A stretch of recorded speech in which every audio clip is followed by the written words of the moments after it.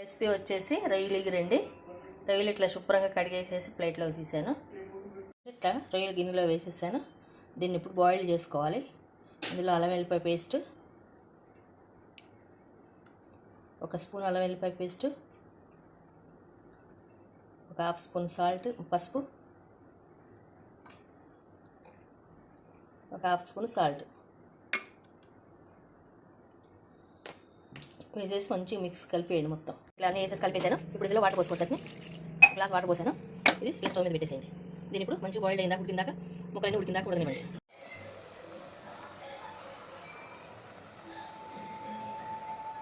మీరు చూడండి, ఇట్లా నీరంతా అయిపోయింది. బంద్ చేసేసుకోండి స్టవ్. ఇలా ఆయిల్ పెట్టింది. ఇందులో ఆనియన్స్ నాలుగు ఆనియన్స్ కట్ చేశానండి. ఒక 3 పచ్చిమిర్చి కట్ చేశాను. ఇవ్వండి మొత్తం ఇందులో వేసేసాను.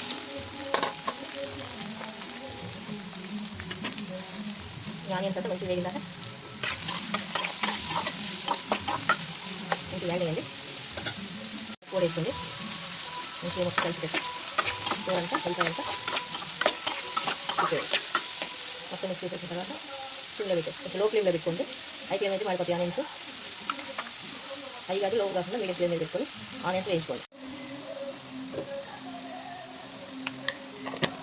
పెద్ద స్పూన్తో హాఫ్ స్పూన్ అల్లం పేస్ట్ వేసుకోండి. చిన్న స్పూన్ అయితే ఒక స్పూన్ వేసుకోండి.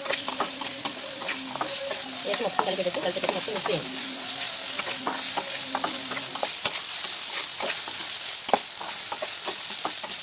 వెళ్ళిపోయి తాలింపు వేయండి.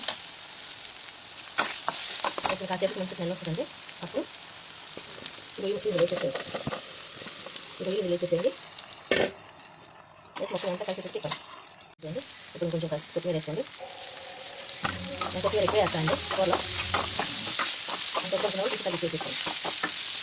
మంచి సిమ్లో పెట్టేసేయండి. మంచి వేయండి. ఇట్లా మంచి వేసేయండి. చూడండి ఇట్లా ఇప్పుడు కారం వేస్తున్నామండి.